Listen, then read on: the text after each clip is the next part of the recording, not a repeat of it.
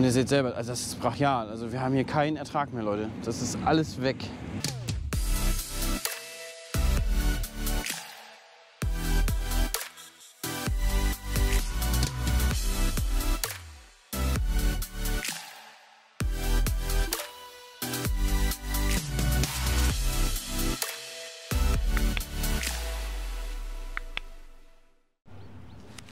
Jo, moin Leute.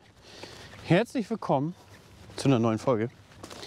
Wir sind jetzt hier auf den gestreiften Sonnenblumen, noch mit dem Trion. Wir sind jetzt in den letzten Bahnen. Und die sehen gar nicht rosig aus. Da, guckt mal. Wir analysieren das auch gleich, was das ist. Das ist erschreckend gewaltig, was ihr gleich seht. Das ist nahezu ein Totalausfall.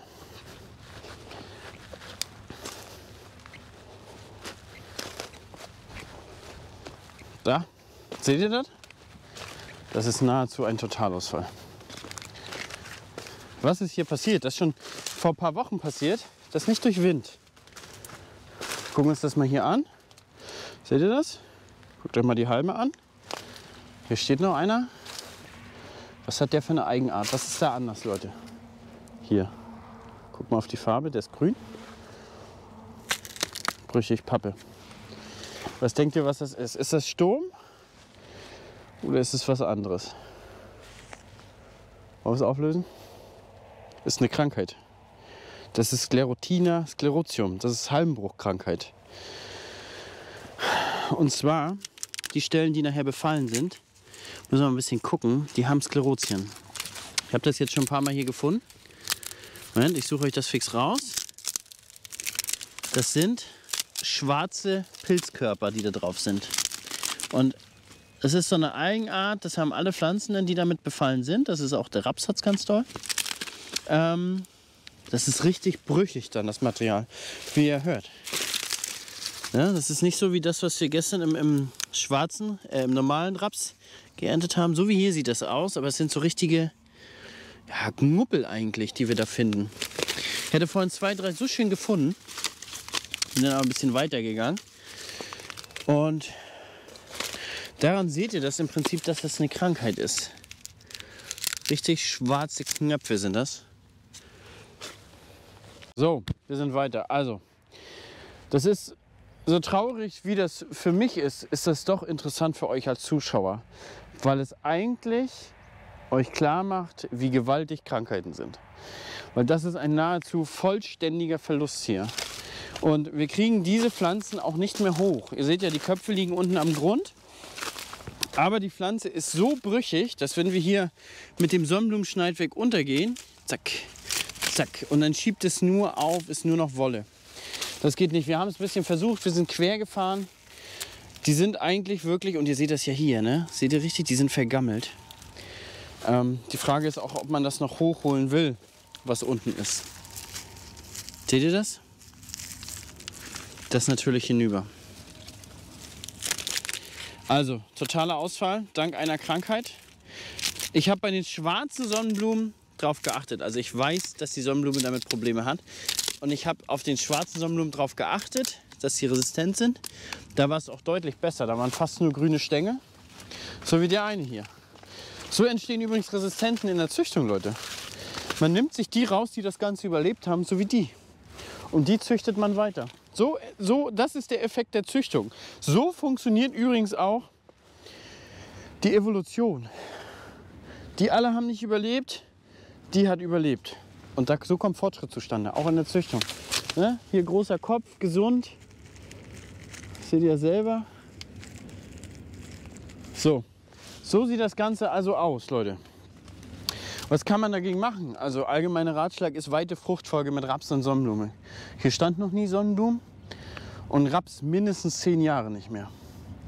Das heißt, weite Fruchtfolge können wir so gut wie ausschließen. Wir können jetzt gucken, okay, wir gehen jetzt bei der Züchtung bewusst auf die Sorten, wo wir sagen, 100% oder die haben eine sehr gute Resistenz gegenüber Sclerotina.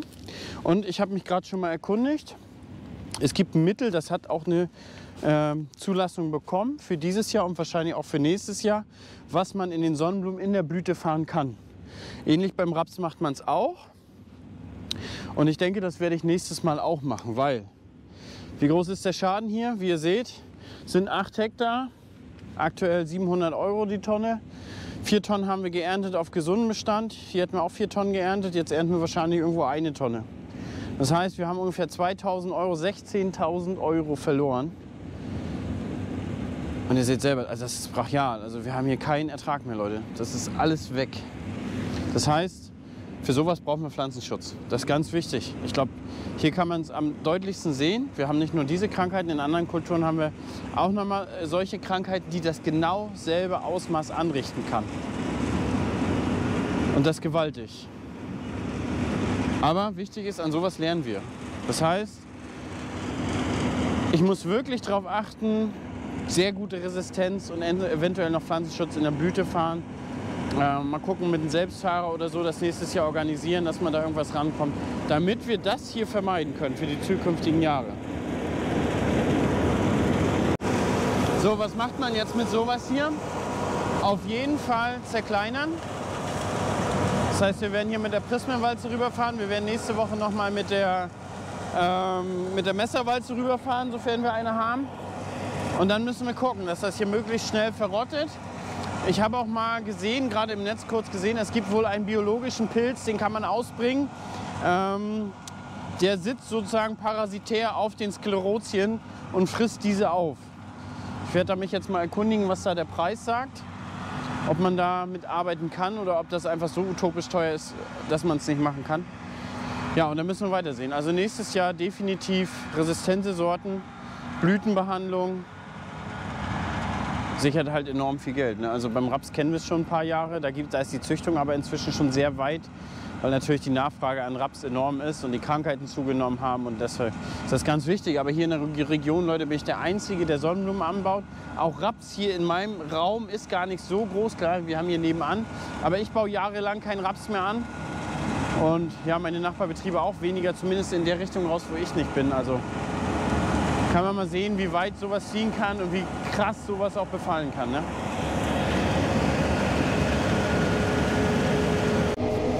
So, der Fahrer hat jetzt noch ein bisschen rumgestellt, die Schiffchen so ein bisschen den Durchgang breiter gemacht. Fährt jetzt ein bisschen tiefer.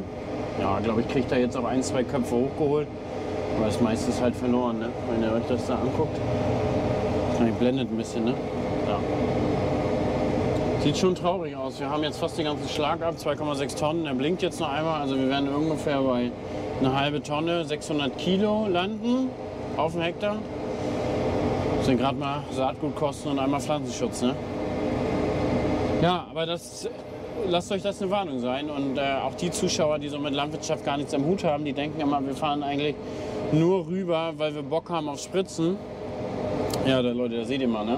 Was Krankheiten in der Landwirtschaft anrichten können. Das ist katastrophal. Das ist ja Wahnsinn, Wahnsinn. Da vorne ist noch mal eine Stelle. Ich drehe gleich mal um und dann zeige ich euch das mal.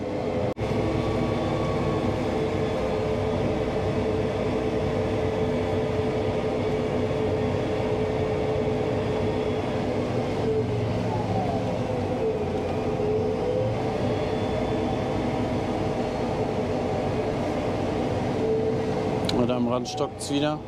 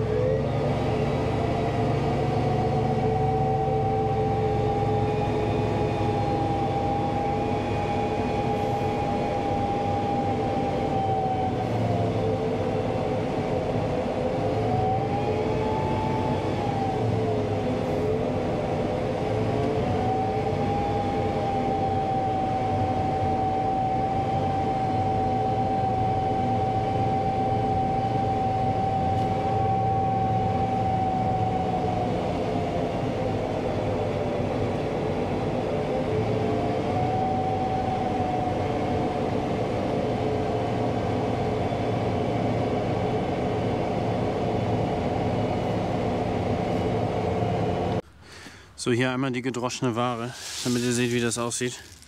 So sehen die Körner aus. Sehen eigentlich cool aus, ne? Richtig groß sind die. Wird halt gerne in Großsittichfutter genommen. Geile Sache eigentlich. Geile Sache, die gestreiften Sonnenblumenkerne. Sehen auch cool aus irgendwie. Sahen im Korntank schon cool aus.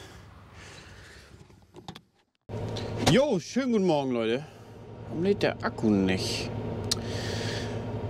Ich lade immer die GoPro nämlich in meinem Rucksack, weil ich ja ein bisschen mehr vlogge am Tag.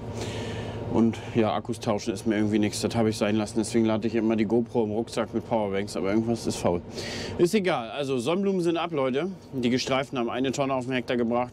Das ist eher traurig, aber ich denke mal, damit ist wenigstens Saatgutpflanzenschutz gedeckt. An Kosten, also ist nicht ganz kostendeckend, aber nur auf dem Stück. Insgesamt kommen wir trotzdem auf den Ertrag dann über 3 Tonnen. Die schwarzen 3,4 Tonnen auf dem Hektar. Waren jetzt hier ein paar Sturmschäden drin, ne? Hier bei mir dahinter an den Gärten. Heißt die Fläche bei uns ansonsten mit 4 Tonnen auf dem Hektar performt. Ist natürlich gewaltig gut. Und ja, wenn wir es nachher trocken runterrechnen, sind wir über 3 Tonnen auf dem Hektar.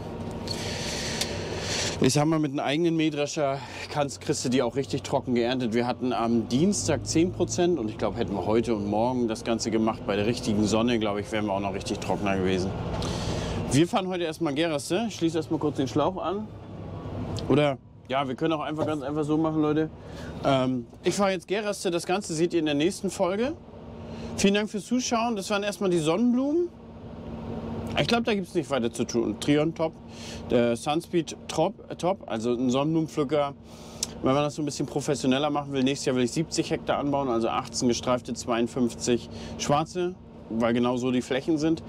Und da denke ich mal, geht kein Weg am eigenen Sonnenblumenvorsatz vorbei. Weil alleine 100 Kilo, die man da auf dem Acker lassen würde, ist so wahnsinnig viel Geld, dass ich da das Schneidwerk rechtfertigt. Sonnenblumen funktioniert bei mir, weil ich die Vermarktung habe. Die Kultur steht und fällt mit der Vermarktung. Absolut. Am Landhandel funktioniert diese Kultur einfach nicht. Wenn, habt ihr vielleicht eine Ölmühle in eurer Gegend oder Lebensmittelsonnenblumen, aber am Landhandel funktioniert diese Kultur nicht. Beziehungsweise ihr habt vielleicht einen Landhandel, der eine gute Vermarktung dafür hat. Ansonsten hier in meiner Region wird ein Abwehrpreis für Sonnenblumen gemacht. Genau, die genauen Ertragskarten, also wir haben ja eine Telematics-Ertragskarte von dem Ganzen, die gucken wir uns an im Winter und da sehen wir auch tatsächlich Potenziale von 5,5 Tonnen bis 6 Tonnen auf dem Hektar Sonnenblumen. Gewaltig, gewaltig. Machen wir in der nächsten Folge weiter. Bis dann, Leute, ciao. Last night we had something. Tonight I'll be guessing. But I don't really have a case. You don't have to mention, you just like their attention. It's written all over your face. I don't wanna play the quiet time when I'm near you. Reading old messages on my phone every time I see you.